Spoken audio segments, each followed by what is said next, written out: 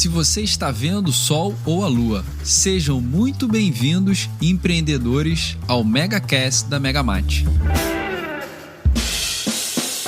Nosso propósito é entregar um conteúdo relevante para o seu dia a dia, para ouvir onde estiver, seja em casa, no caminho para o trabalho ou na academia. Chega mais porque está começando mais uma mega entrevista aqui no MegaCast. Hoje o papo vai ser de franchising, negócios, mas também de matemática. É isso mesmo. Nosso mega convidado de hoje é o meu amigo Júlio Segala, que é diretor de marketing e operações no Kumon América do Sul. Seja muito bem-vindo, meu xará. Obrigado, Júlio. Muito obrigado aí. É uma satisfação muito grande estar aqui contigo, gravando esse podcast, conversando sobre franchising, sobre matemática, educação, sobre a vida. Vai ser um prazer. Legal, Júlio. Cara, eu tenho muita coisa para te perguntar e eu acho que a gente vai precisar de mais de um episódio aí, já te convidando para uma segunda parte, hein? Estou à disposição, cara. Será um prazer. Júlio, primeiro conta pra gente como foi essa transição de carreira onde você é um licenciado em matemática e física e hoje você ocupa um alto cargo de liderança numa empresa internacional. Na verdade, vou te contar um pouquinho da minha história, da minha formação, né? Eu sempre quis ser engenheiro eletricista desde criança, né? E era determinado a fazer engenharia elétrica. E eu morava em Santa Maria, eu nasci e me criei em Santa Maria, no interior do Rio Grande do Sul, onde tem uma universidade federal bem forte. E aí eu fui fazer o vestibular para engenharia elétrica em 1983. Desculpe, 1984. E, na verdade, eu estudei muito pouco. Em 1983, eu estava com 17 anos, 16, fiz 17, terceiro ano do ensino médio, muita festa, muita amizades e tal, e eu não estudei, não me preparei para o vestibular. Tinha essa consciência, então eu, como plano B, eu me inscrevi no vestibular para engenharia elétrica na Federal de Santa Maria, e para matemática e física, licenciatura, numa faculdade particular das Irmãs Franciscanas. Na época se chamava FIC, hoje se chama UNF, Universidade Franciscana, se eu não estou enganado. E, obviamente, não fui aprovado no vestibular para engenharia elétrica, mas fui aprovado para matemática e física. E comecei a cursar a matemática e a física com o foco depois de adiantar umas cadeiras e depois eu acreditar essas cadeiras na engenharia e não ter perdido um ano. Essa era a minha estratégia. Mas a estratégia furou, Júlio. Furou, cara. Porque eu gostei muito da licenciatura. Eu sou uma pessoa que gosto muito de relacionamento, pessoas, estar junto, e aí isso eu me encantei. A faculdade era uma faculdade menor, assim, com bem menor que a universidade naquela época, era tipo um colejão, tinha turma, era super legal. E aí no outro ano eu fiz o vestibular de novo para engenharia elétrica, passei e cursei engenharia elétrica. Eu sou formado em engenharia elétrica e formado em licenciatura em matemática e física. Eu terminei as duas graduações. Matemática e física eu terminei em 88 e engenharia elétrica em 90. Me inscrevi para o mestrado em eletrônica de potência na Universidade Federal de Santa Catarina. Morei 2 anos, 3 anos, na verdade, em Florianópolis. Cursei o mestrado, eu sou mestre em engenharia elétrica na área de eletrônica de potência. Trabalhei um tempo numa incubadora, numa empresa da incubadora empresarial tecnológica de Florianópolis, na área de eletrônica de potência, que fabricava no breaks, UPS, né? Na verdade é o nome oficial, mas a gente conhece por no breaks. E depois eu voltei para Porto Alegre, voltei para o Rio Grande do Sul, mas aí fui para Porto Alegre. E Júlio, foi nessa época, rapaz, era início do Plano Real. Caramba! E aí, assim, a gente tinha uma inflação astronômica no Brasil, né? Aí o início do Plano Real. Quase igual que a gente está vivendo hoje, não, Júlio? Não, pelo amor de Deus, não me deixa traumatizado, cara. Na época era 33% de inflação ao mês. Em 3 meses o nosso dinheiro não valia mais nada e era só corte de zeros. A gente era milionário, né? Um pãozinho custava 1 milhão de cruzeiros, de cruzados e tantas moedas que nós já tivemos. Aí entrou o Plano Real, eu me mudei para Porto Alegre e aí, claro, para ti conseguir emprego na área de engenharia era muito difícil, ninguém estava investindo, né? Então eu acabei voltando para o magistério. Na verdade, antes de me formar na matemática, esqueci de comentar, eu dei aula numa escola particular de Santa Maria, era a escola mais top, que formava as pessoas assim num nível mais alto, que não precisasse nem de cursinho pré-vestibular para passar no vestibular, e isso se concretizava. Eu era professor de física, voltei a dar aula de física, e aí quando terminou o ano esse, o Plano Real entrou, o mercado estava mais estável, terminei meu compromisso com as turmas que eu tinha pego numa escola marista em Porto Alegre, e aí eu resolvi buscar de novo emprego na área de engenharia. E aí me aparece o Kumon, que eu não conhecia, né? E aí que eu me encantei e me envolvi com o Kumon até debaixo d'água. O Kumon, ele estava entrando em expansão no Brasil naquela época? Como é que estava esse cenário? Isso era no 1995, quando eu entrei no Kumon. Fevereiro de 95 eu entrei. O Kumon ele estava em expansão naquela época.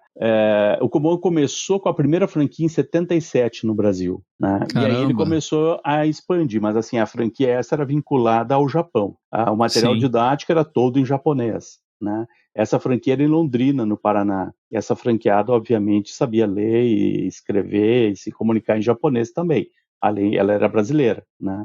E aí, então, ela começou com esse material, mas aí logo a empresa Kumon veio para o Brasil como empresa e começou a traduzir o material, começou a preparar materiais onde brasileiros que não conhecessem japonês também pudessem estudar pelo método Kumon, né? E aí que ele começou a expandir. Em 95, nós já tínhamos 6 escritórios no Brasil, né? Hoje nós temos 15 escritórios no Brasil. Naquela época, 95, eu não me recordo exatamente, mas devia estar na faixa dos 29, 30 mil alunos no Brasil. Hoje nós estamos aí na faixa de 180, 190 mil alunos no Brasil, né? Nossa, incrível. Então tem uma diferença. Nessa época eles estavam procurando engenheiros para trabalhar com educação, porque o engenheiro, eles chegaram à conclusão que o consultor de campo engenheiro seria melhor, porque teria uma visão mais empresarial, e eles precisavam dar esse apoio para os franqueados e tal. E aí casou direitinho com a minha formação, engenharia, licenciatura em matemática e física, assim, caiu como uma luva. A Headhunter, que estava me ajudando a buscar essa colocação como engenharia, me disse, cara, tu tem todo o perfil de professor, né? Tem todo o perfil de educador. E tinha mesmo, né? Porque hoje você já está há 15 anos no Kumon, é isso? 27 anos no Kumon. 27 anos. 2021 menos, na verdade, 26, e vai fazer 27. 2021 menos 95 dá 26. 26 Muito. Anos que eu estou no Kumon. Viu? Já começamos a entrar no assunto de matemática aqui. Ô, Júlio, o Kumon, ele é gigante, né? Semana passada, eu fui numa das unidades franqueadas para colocar as minhas filhas, que eu tô tirando de um concorrente teu, e a franqueada me apresentou, cara, com uma riqueza a metodologia que deu legal. Até vontade de voltar a estudar matemática. Assim, é incrível essa metodologia. Hoje, o Kumon está com quantas unidades no Brasil e no mundo? No Brasil, 1.580, mais ou menos, né? No mundo, entre 24 e 25 mil franquias, né? Em 56, 57 países que nós temos Kumon hoje. Cara, é desafiador, né? Uma expansão extraordinária, assim, é um exemplo para qualquer empresário, esteja ele dentro do franchising ou não, né? Ele o Kumon como empresa, ela usa o franchising para expandir, mas ela é a maior empresa, eu acho que de educação do mundo, dá para arriscar. Eu não estou dizendo isso como estatística, tá? Eu estou só uma visão pessoal minha, não é um dado oficial. Mas, por exemplo, o material didático que nós usamos para matemática é igual no mundo inteiro. Para ser bem fiel ao que eu estou te dizendo, o algoritmo da divisão armada nos Estados Unidos, por exemplo, e em alguns outros países, é um pouquinho diferente do algoritmo usado. A posição onde coloca os números na divisão armada é diferente Brasil e Estados Unidos. Então, essa é a diferença que tem no material. Mas o conteúdo, Sim. A estrutura é toda a mesma.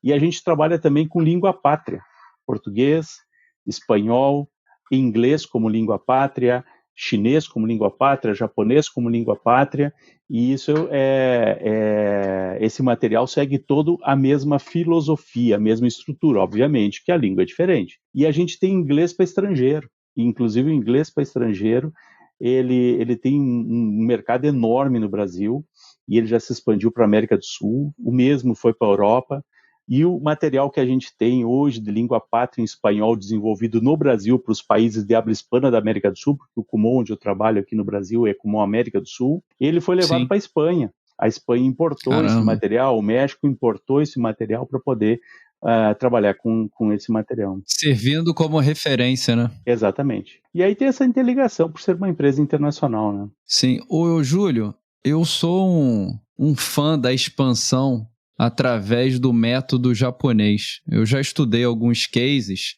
inclusive cases de religião, e eu vejo que a cultura é algo muito presente no fundador, né? Quem foi o Toro Kumon, o professor Kumon? Muito legal. Boa pergunta. Cara, eu lamentavelmente eu não conheci pessoalmente o professor Kumon. Ele veio ao Brasil em 94 para inaugurar o prédio que é sede do Kumon América do Sul, na rua Tomás Carvalhal, bairro Paraíso, ali em São Paulo. E em 95, ele veio em agosto de 94, eu entrei em fevereiro de 95, e em julho de 95 ele veio a falecer, lamentavelmente. Né, ele já tinha uma idade bem avançada. A última viagem internacional dele foi para o Brasil, né? Caramba. Ele era um cara que tinha uma visão incrível, Júlio. Uma força, uma garra, uma determinação invejável. Um cara realmente especial. Eu sinto muito não ter conhecido pessoalmente o professor Kumon. Mas ele tinha ele teve uma experiência, o professor Kumon. Aí tu vai entender o que é o método Kumon, com essa experiência dele. O professor Kumon, ele estudou numa escola, no ensino fundamental, que era uma escola de internato. E ele teve uma experiência de um professor que oferecia para os alunos que quisessem ir até a biblioteca à noite para estudar conteúdos que estavam até além da série escolar deles. E o professor Kumon teve essa experiência de estudar esses conteúdos, e aí ele disse, poxa, mas por que a educação, os conteúdos da escola não são que nem natação, música? Por que alguém tem que me dizer que quando eu tenho X anos eu vou estar em tal série e eu vou estudar esses conteúdos?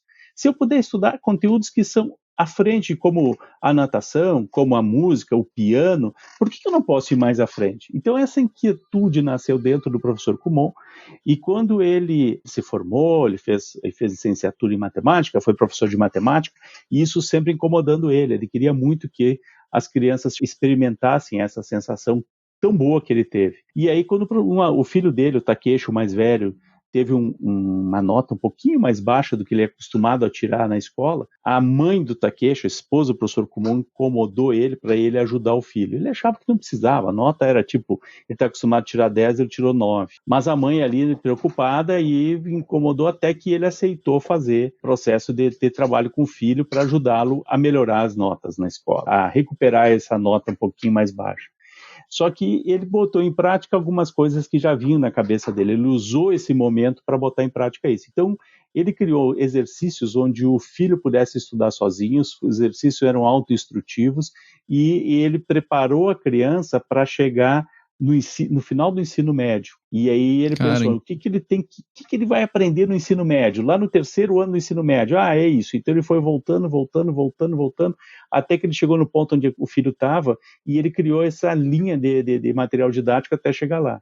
No sexto ano do ensino fundamental, o filho dele já estava estudando o final do ensino médio com ele. Sensacional, e isso causou uma diferença de postura, de raciocínio, de performance, de habilidades visíveis no menino. O professor Kumon fez esse trabalho para o menino, para o filho dele, o Takeshi, e quando o Takeshi começou a apresentar melhoras na escola, os pais dos outros alunos começaram a perceber, e é aí que foram procurar o professor Kumon. Cara, interessante. E procuraram ele para querer a mesma coisa para os filhos. Então assim nasceu a ideia da primeira unidade do Kumon, que não era franqueada, e quem atendia essas crianças era a esposa do professor Kumon, e usava o mesmo material que ele usou para o Takeshi, que era manuscrito, ele escrevia à mão esse material.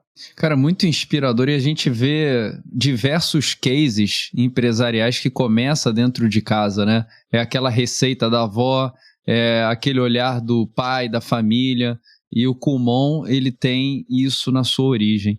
E você fala de visão, né, do empreendedor, existe uma diferença entre empresariamento e empreendedorismo, né? O empreendedor é aquele visionário, é o touro Kumon, que descobre Exatamente. caminhos onde poucos enxergam. E o empresariamento é a área da gestão do negócio, que cuida do time, faz as análises financeiras para a maturidade do negócio. O Kumon, Júlio, tem mais empreendedorismo ou empresariamento? Na verdade, assim, hoje a franqueadora, né, a empresa como a franqueadora, ela é mais empresariamento, Que legal. que proporciona oportunidades de empreendedorismo para os franqueados, né? Sensacional. Então, mas agora, depois dessa pandemia, Júlio, muita coisa mudou.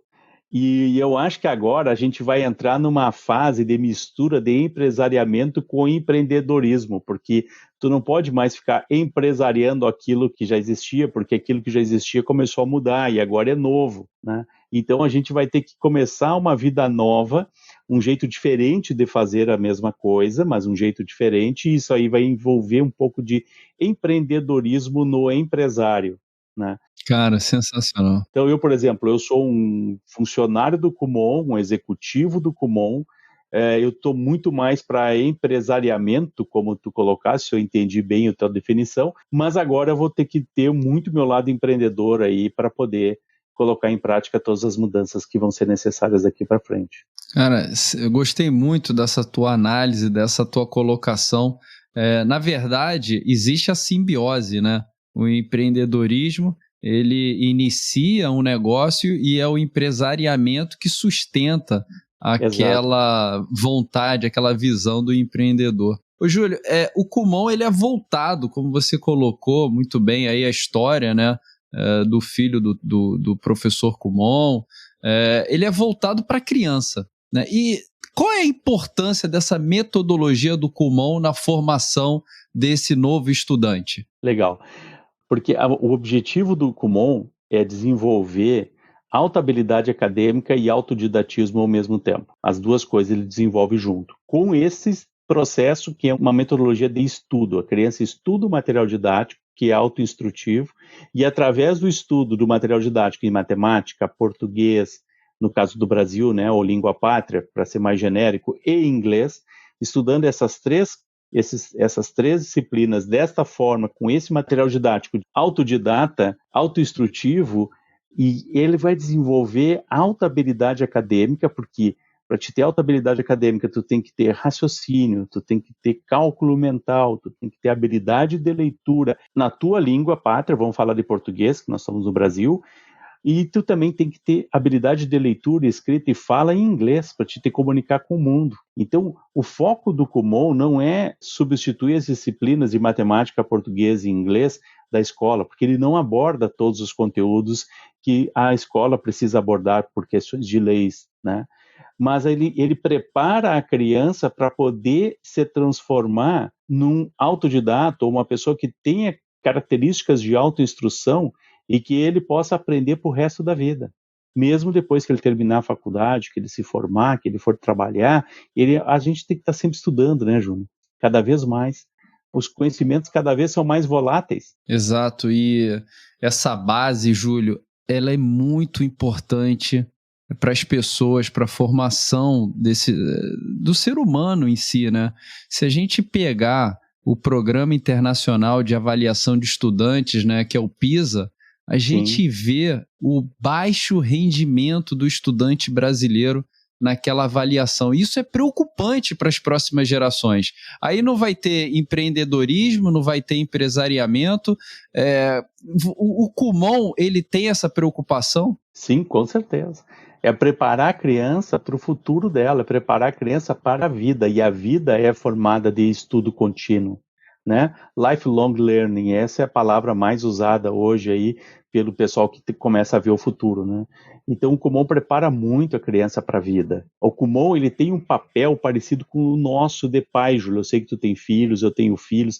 Nós, como pais, a gente tem a função de preparar os nossos filhos para a vida. Uma parte da vida dos nossos filhos é a vida acadêmica, na escola, na universidade, nos cursos que a gente vai matriculá-los, justamente para depois preparar eles para a vida futura. Então, o Kumon ajuda o pai nesse preparo, ele dá a capacidade da criança de absorver todos os conteúdos que essa criança tem acesso, na escola, nos cursos livres que ela faz, na internet, na TV, nos livros. Então, a criança tem que ter uma habilidade acadêmica para poder absorver tudo isso. Claro. Né? Quando eu era criança, lá no interior de Santa Maria não é uma cidadezinha pequenininha, é uma cidade com mais de 200 mil habitantes. Sim. Uma cidade universitária, uma cidade que respira cultura. É um polo. Mas é uma cidade pequena, é uma cidade do interior. Quando eu era criança, eu pegava 3 canais de televisão na minha casa, na TV preto e branco. Eu tenho 55 anos, não faz tanto tempo assim.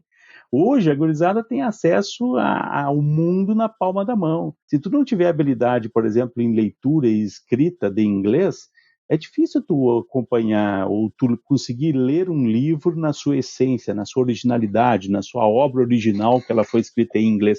Isso aí é um fato excelente, né? E é isso que o Kumon busca proporcionar para as crianças, essas capacidades, entendeu? Desde o primeiro passo, o estímulo, né, a capacitação, e é o que a gente vive hoje. Hoje aqui, nesse papo aqui, a gente está se capacitando, a gente está trocando informações e agregando conhecimento. Exato. E, Júlio, você, cara, eu conheço já há um tempo, eu sei que você é um apaixonado pela gestão de pessoas, né? E o franchise, acredito eu, é o lugar para tornar sonhos em realidade, tanto para investidores como para os profissionais que militam no segmento do franchise. Esse é o segmento que você escolheu para atracar o navio ou tem mais projetos em mente, Júlio? Eu adoro franchise, porque franchising é relacionamento de pessoas, né? O franchising, por exemplo, hoje eu trabalho num franqueador. Eu tenho uma responsabilidade muito grande, eu já fui responsável direto pela expansão do Kumon. O cara está lá na casa dele, no dia a dia dele, e de repente aparece um consultor de expansão e vende um sonho para esse cara e traz ele. Então a responsabilidade que a gente tem com essas pessoas é enorme, né? Então a gente precisa acompanhar, a gente precisa, e a gente precisa às vezes escutar, a gente precisa dar uma de psicólogo, sabe? De ficar escutando a pessoa, dar algum conselho, alguma coisa. E o empresário, o empreendedor, principalmente o pequeno, é o cara que está ali, a família dele está ajudando, está todo mundo torcendo, os filhos fazem parte do negócio, estão ali ajudando a divulgar, ajudando no trabalho do dia a dia do negócio. Então é família, é um envolvimento total, e a gente faz parte disso. Então isso eu acho fantástico, cara, fantástico. E eu acho que o sistema de franchising é uma baita oportunidade para o desenvolvimento econômico. Aquela produção de dinheiro, de recursos para eu ter a minha vida pessoal, através de um emprego estilo CLT, ela vai cada vez diminuir mais, Ju. Ela vai tender ao empreender mesmo. Não precisa ser o cara vai montar uma fábrica enorme, vai ficar milionário, vai ter 5, 6 mil funcionários, não é isso. É aquele negócio que tu monta para te trabalhar, com mais um pessoal. É um pequeno negócio. Pequeno, exato. Isso vai fazer gerar a riqueza. Então, o emprego formal, como a gente chama, não que empreender seja informal, mas esse emprego com o CLT, esse sistema, ele vai diminuir muito daqui para frente. Então, o franchising é uma baita oportunidade para as pessoas que querem buscar uma atividade que tenha uma remuneração e que eles possam trabalhar, eles mesmos produzirem aquela riqueza. E o franchising é uma baita oportunidade, principalmente o sistema de microfranquias, onde o operador, o que está lá na barriga do balcão, é o franqueado. Né? Então, num momento como esse, que o mundo inteiro precisa de recuperação econômica, e eu acho que a gente ainda não viveu a pior crise econômica que vem pela frente, porque a pandemia, ela é como um cometa. A pandemia é o cometa, mas todo cometa tem uma cauda. Depois que ele passa, essa cauda fica, e essa cauda ainda não passou. Então, a gente ainda vai ter bastante revolução aí daqui para frente. E o franchise é uma baita oportunidade para as pessoas. Então, por isso que eu me dedico, Júlio. E além de me dedicar ao Kumon, né, que esse é o que gasta todo o meu tempo, a maior parte do meu tempo, desculpe, e a minha energia, eu também me dedico à BF, né? Eu faço parte de 2 comissões da BF, Comissão de Microfranquia, Comissão de Educação, e justamente para contribuir para o sistema de franchise no Brasil, para que esse sistema fique cada vez mais forte, para que esse sistema dê cada vez mais oportunidades para as pessoas. E aí, recentemente, eu resolvi também começar uma veia de empreender. Eu abri uma empresa de consultoria empresarial junto com meu filho, que se formou em Direito, e ele é meu sócio, e eu faço algumas assessorias para amigos do franchising, que são empresários, que são donos de redes, ajudando aí em alguns pontos, compartilhando a minha experiência que eu já adquiri aí nesses 26 anos de Kumon, mais esses uns 10 anos que eu estou participando da BF, mais ou menos. Então, esse envolvimento aí me trouxe bastante conhecimento, eu quero compartilhar esse conhecimento com o pessoal. Sem dúvida alguma, o franchising, ele é esse métier, esse relacionamento, como você colocou, onde tem uma entrega e também tem o crescimento das pessoas e das empresas através das informações que circulam ali naquele ambiente. A ABF ela tem um papel muito importante na vida do franqueador e com certeza também do franqueado, né? E falando de franqueado, numa rede com milhares de franqueados como o Kumon, na sua visão como franqueador, onde está o grande desafio do engajamento do franqueado com a marca? É legal, né? O Kumon, ele tem uma cultura muito forte, né? Ele tem uma missão deixada pelo professor Kumon, e essa missão é desenvolver as crianças, desenvolver as pessoas. Na verdade, o nosso presidente mundial, o senhor Ikegami, ele diz que o desenvolvimento das pessoas não é um meio, mas sim um fim no Kumon. O fim nosso é desenvolver as pessoas, sejam elas os alunos, sejam elas os pais dos alunos, sejam elas os franqueados, os colaboradores. Então, o desenvolvimento das pessoas no Kumon, ele é um fim e não um meio, né? O meio é conseguir os resultados, na verdade. Então, essa cultura de desenvolver as pessoas, essa missão de levar o Kumon para mais e mais crianças, de contribuir para a sociedade através do desenvolvimento maior de cada criança, faz com que os franqueados estejam engajados com o trabalho deles, não necessariamente com o Kumon como empresa franqueadora, mas com essa missão. Na verdade, a empresa ela foi criada para poder levar o método para mais crianças. É por isso que o professor Kumon criou a empresa. Então, a empresa não tem como fim o lucro. Claro, o lucro é importante, ele obviamente, porque eu não consigo expandir, não consigo crescer. Mas o objetivo maior é levar o Kumon para mais crianças. Se eu conseguir um lucro sem conseguir levar o Kumon para mais crianças, não estou atingindo o objetivo da empresa, né? Então, esse objetivo muito forte, ele ajuda muito a engajar a rede. E mais pessoas se juntarem, se ligarem ao Kumon por esta causa. Então, acho que isso, qualquer empresa, ou talvez a maioria das empresas hoje franqueadoras, elas podem repensar a sua existência e criar um ambiente assim e ter um engajamento muito forte. Ô, Júlio, eu gosto muito dessa tua abordagem porque a cultura ela precisa permear não somente na franqueadora, mas ela tem que tocar o coração de quem está lá na ponta, que é o teu franqueado, que é o gerente da franquia, que são os profissionais que ajudam no desenvolvimento, no dia a dia daquela unidade franqueada. E se não tiver cultura, né, cara, você não consegue espelhar isso.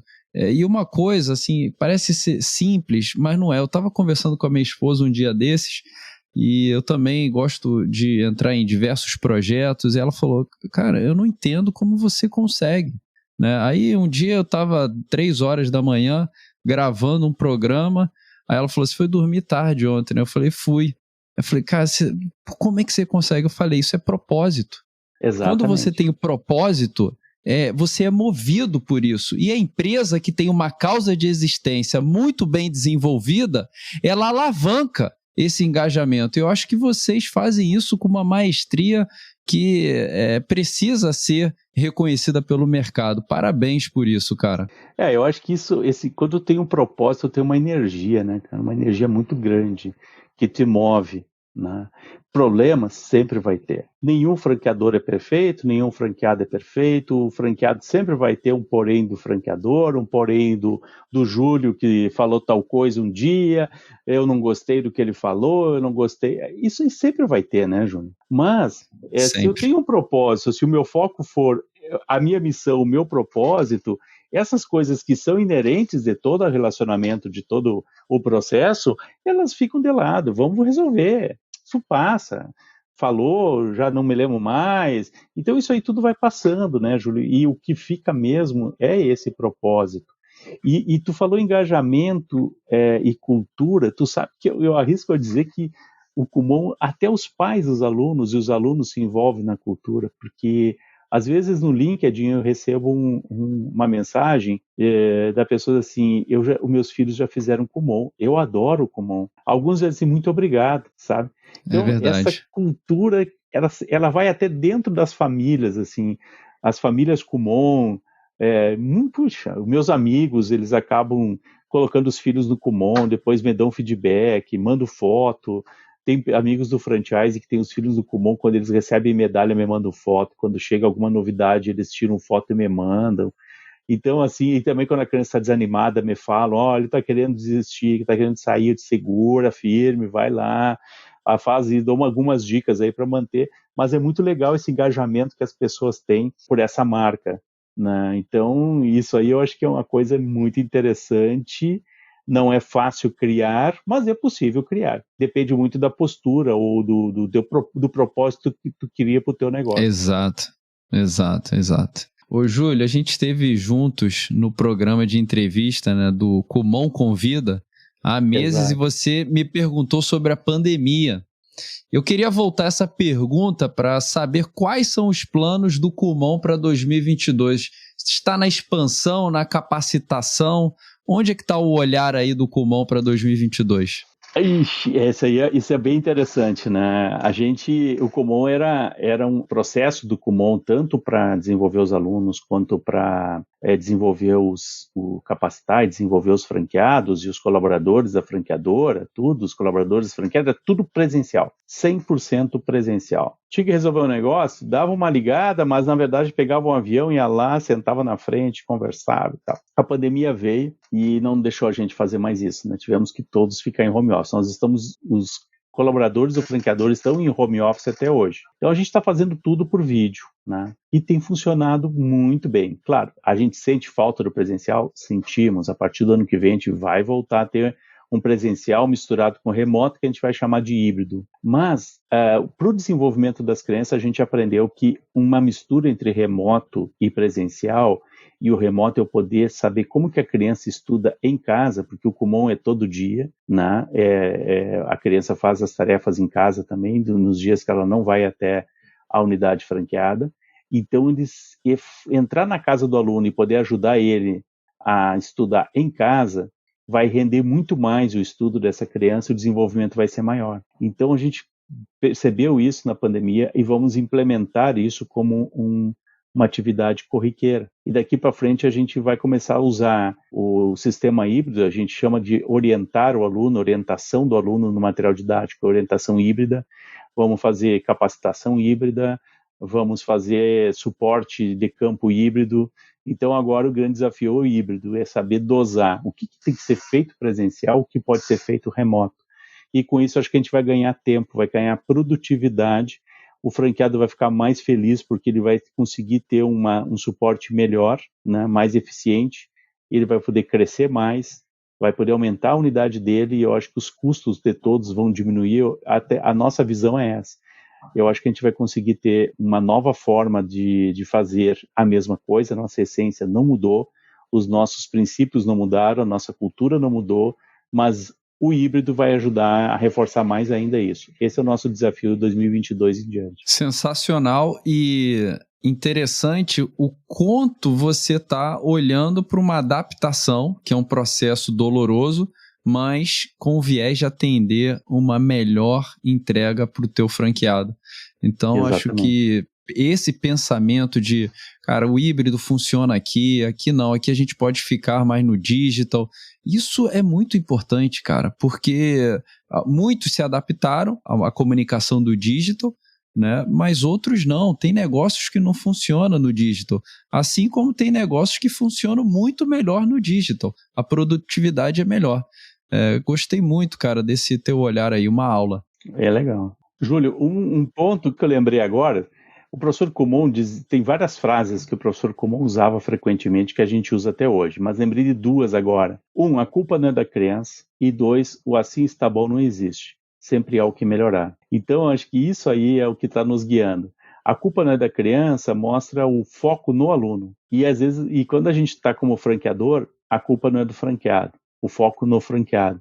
Então a gente sempre pensa, o que é melhor para o aluno? Ah, legal. O que é melhor para o franqueado, então? Aí depois a gente pensa no franqueador.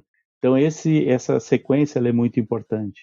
E o assim está bom, não existe, sempre há o que melhorar. Poxa, por mais que a gente esteja legal agora, tem o que melhorar, tem o que fazer diferente, desde que não perca a essência. A gente tem no comum muito claro o que é mutável e o que é imutável. O que é imutável tu mantém, o que é mutável tu busca algo sempre melhor.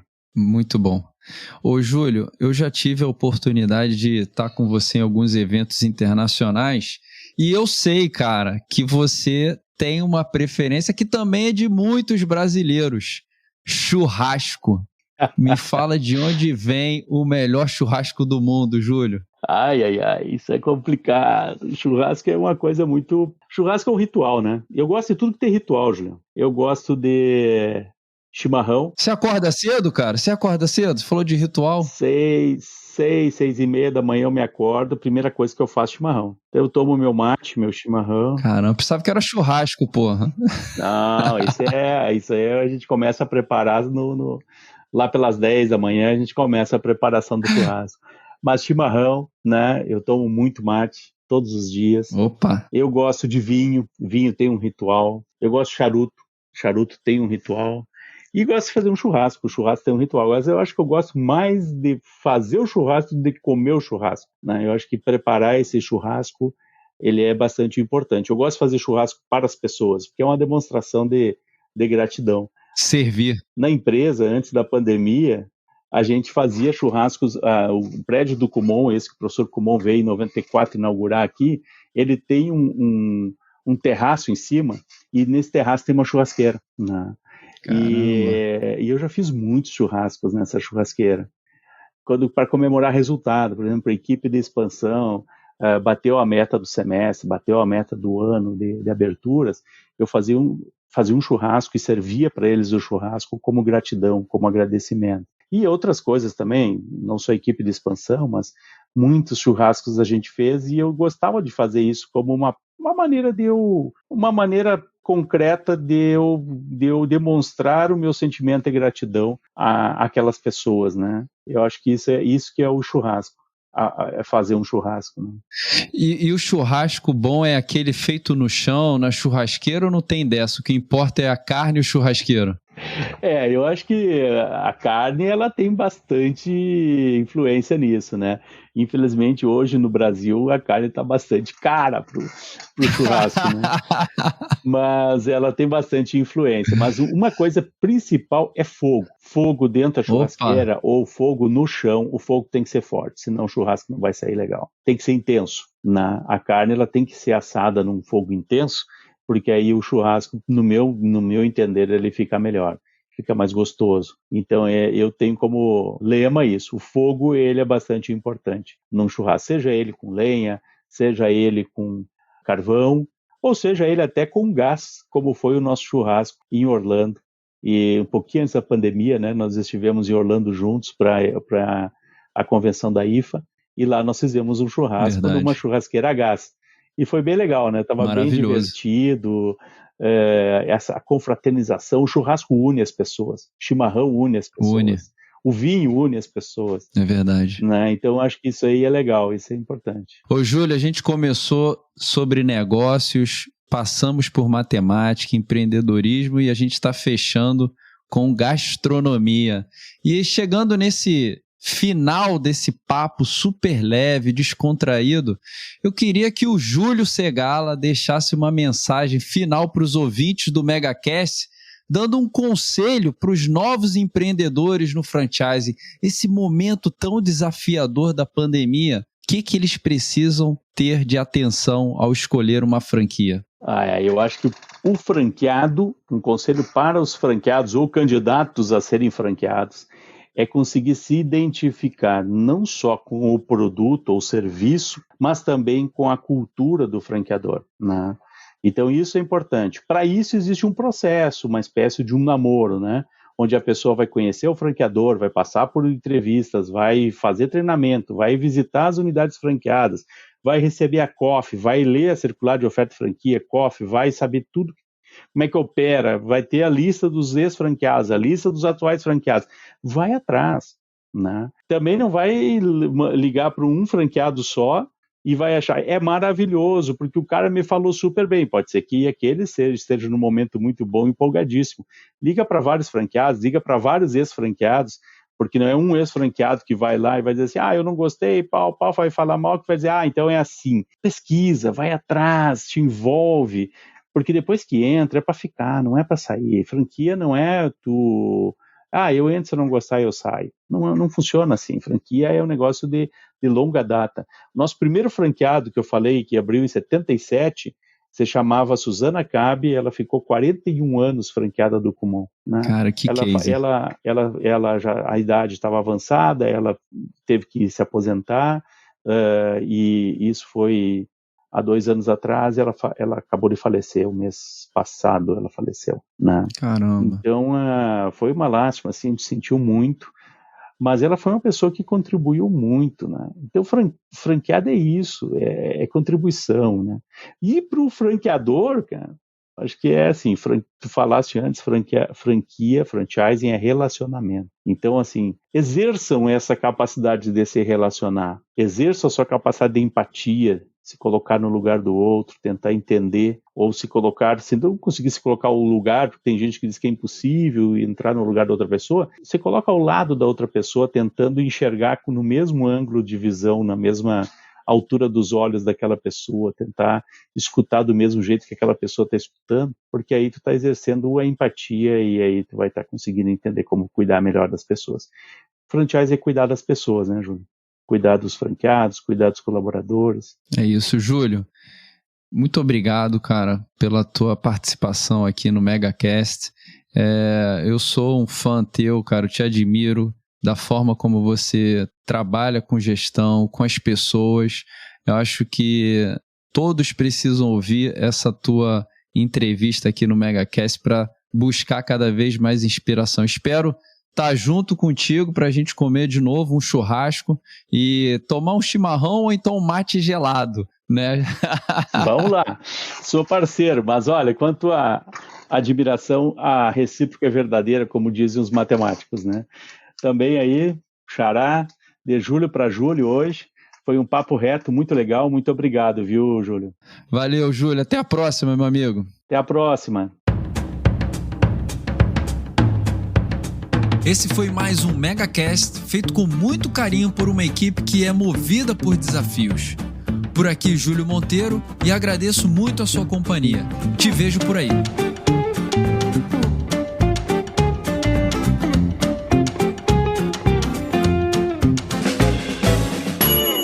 Uma produção, voz e conteúdo.